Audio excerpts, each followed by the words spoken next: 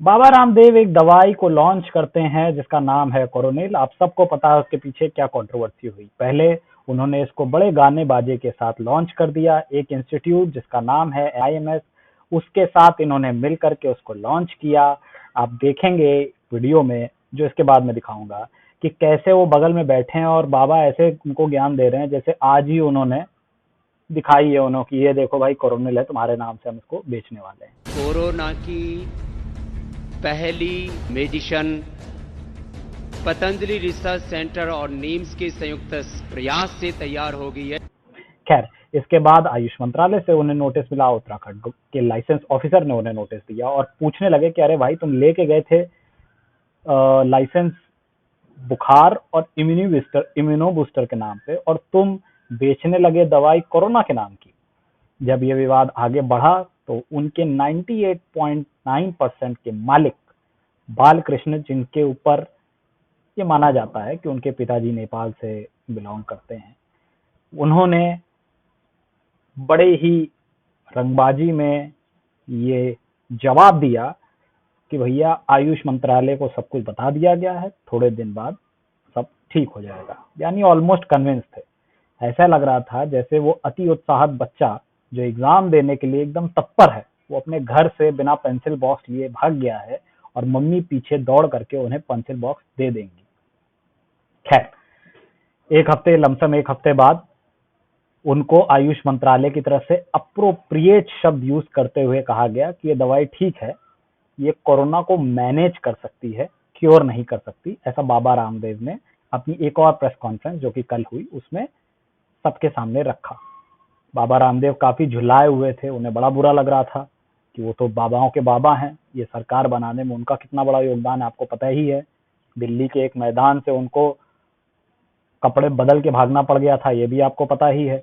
इस पूरे प्रकरण के बाद बाबा थोड़े से नाराज दिख रहे थे, लेकिन ये समझिए कि इस देश में बिजनेस करने वाले जो हमेशा अपनी गर्दन झुका करके और मेमने की तरह मिमियाते हुए अफसरों के पीछे चलते थे, आज कितनी रंगबाजी से, बाबा भी तो 50,000 करोड़ के बिजनेसमैन है, कितनी रंगबाजी से वो अधिकारियों से बात करके अपनी बात मनवा लेते हैं और फाइनली उनकी कोरोनिल आज बाजार में आने को तैयार है।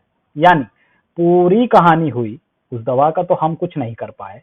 हाँ, बस कहने के लिए ये बात जुड़ गई कि ये इलाज नहीं मैनेज करता है। बाबा ने कहा भाई नाम में क्या रखा है, नाम के जालों में मत फंसिए, जो है उसको इस्तेमाल करिए।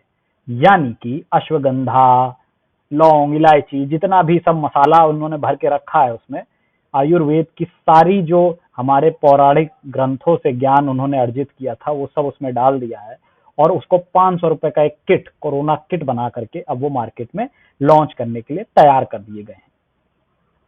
वैसे कुछ लोग कह रहे हैं कि भाई इतनी बुराई क्यों कर रहे हो, बाबा तो आयुर्वेद का काम कर रहे हैं। भैया हम भी तुलसी का काढ़ा, हल्दी का काढ़ा सब पीते ही रहते हैं, फिर बाबा क्या नया कर रहे हैं। और अगर हमें यही करना था तो फिर मोदी जी ने तो पहले दिन से, जब से वो आ रहे हैं भाषण देने, वो तो कह ही रहे हैं गरम गरम पियो तभी गरम रहोगे, वरना गरम हो जाओगे। तो ये तो चल ही रहा है, लेकिन इस सब के बीच में बाबा ने उसी चीज को अच्छे से पैकेट कर दिया और उसको पैकेट करके यू मार्केट के सामने रखा है कि अब आप इसको लीजिए, क्योंकि इसमें है बाबा का स्टार प्रचार और पतंजलि की पैकिंग, जो आपको वही पंसारे की दुकान से लाए गए कूटे हुए आयुर्वेद के जो मसाले हैं उन सब से कुछ अलग कोरोना का विशिष्ट इलाज आपको देने के लिए खड़ी है ये मार्केट में।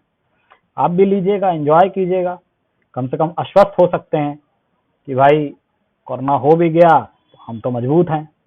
वैसे देश का आदमी वैसे ही मजबूत है। अगर डाटा छिपाया जाए तो बिहार में भी आप देख लीजिए, डेथ रेट इतना कम है कि किसी को पता ही नहीं चलता कि कोई मर भी रहा है। और तो एक ही शादी में 75 लोग मरीज हो जाते हैं कोरोना के। तो ये तो हालत है हमारे देश की। खैर, इस सब के बीच में बाबा जी ने इसको मैनेजमेंट का एक पार्ट की तरह हमारे सामने रखा कि कैसे अगर अधिकारी मैनेज हो जाए, सरकार प्यार से मैनेज हो, तो दवाई ऐसी लाई जा सकती है जो कोरोना को भी मैनेज कर देगी। खैर, इस सब के बीच में मुझे जो बुरा लगा वो ये कि इन्होंने बाद में एक बात कहने लगे, एक रोना गाना करने लगे कि हमारी जातिगत विषयों की वजह से हमारे ऊपर ऐसी टिप्पणी की गई और इस वजह से उन पे इतने आरोप लग रहे हैं। तो बाबा, जो आदमी 50,000 करोड़ की संपत्ति का मालिक हो जाता है, भले ही 1%, तो उसके ऊपर जाति वाति का कोई असर नहीं होता, वो जातियों के परिपेक्ष से बहुत ऊपर उठ चुका होता है। और अगर जाति की इतनी दिक्कतें आपको आज हो रही हैं, तो भैया इतने सालों से जातिगत राजनीति इस देश में होती आ रही है, बाबा तो फिर भी बढ़िया प्रबल हैं अपनी जगह पे जहाँ है। तो ये बेकार की बातें ना करी जाएं तो अच्छा है, इससे बुराई यही होती है। वास्तव में जो जातिगत समस्याएं हमारे समाज की एक सच्चाई हैं, उनसे लोगों का ध्यान भटक जाता है और इनकी तरफ चला जाता है।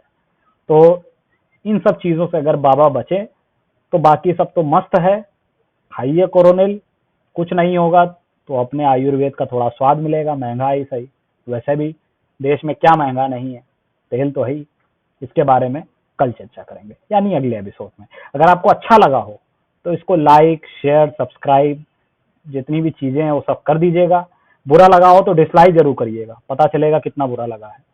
कमेंट की एक जगह है, जितना बुरा लगा उतना नीचे समझा दीजिएगा, हिंदी में और थोड़ी प्यारी भाषा में। मिलते हैं अगले एपिसोड में। नमस्कार।